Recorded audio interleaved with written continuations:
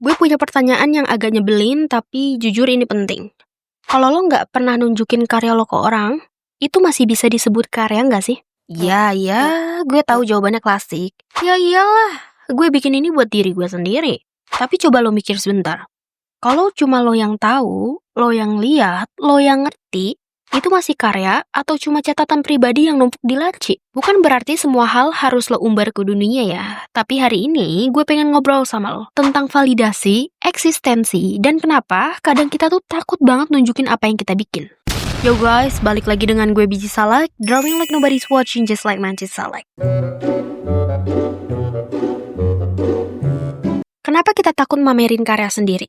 Gue pernah ada di fase itu, punya folder penuh sketsa, ide, konsep, tapi semua cuma jadi arsip pribadi.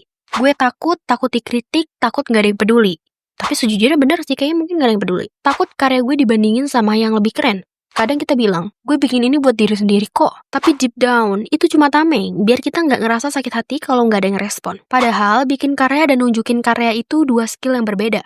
Bikin karya sama dengan ekspresi diri. Nunjukin karya sama dengan ngajak orang lain masuk ke dunia lo. Emang harus banget ya dipamerin?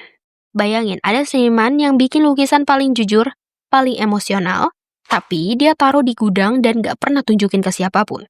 Karya itu mati sebelum dia sempat hidup. Lo gak harus jadi orang yang upload tiap hari. Tapi kalau lo pengen karya lo sampai ke orang lain, lo harus kasih dia kesempatan buat keluar.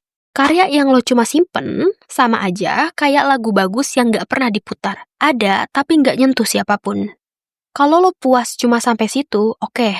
Tapi kalau sebenarnya di hati lo ada keinginan karya lo didengerin, dilihat, atau bahkan diomongin orang, lo harus mulai buka pintu. Tapi gue takut karya gue jelek. Lo pikir gue gak pernah takut? Salah. Semua orang, bahkan yang udah pro, pernah ngerasa karyanya gak cukup bagus.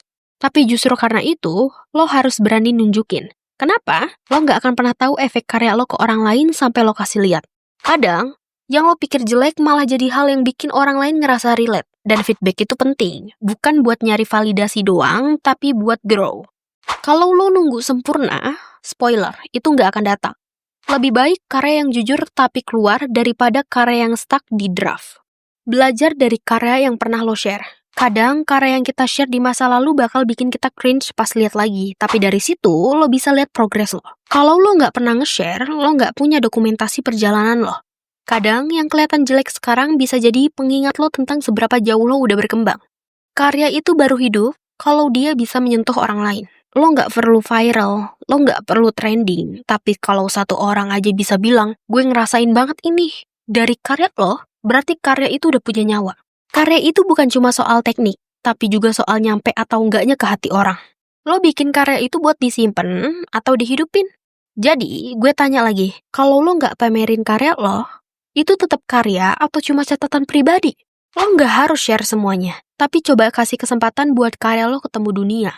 Biar dia bisa ngobrol sama orang-orang yang mungkin lagi butuh. Jadi, jangan tunggu lo siap, karena siap itu ilusi. Yang ada cuma lo mulai atau lo diem. Hari ini coba post satu karya lo, caption seadanya, terus lihat apa yang terjadi. Kadang, langkah kecil bisa nyelamatin semangat lo buat terus berkarya.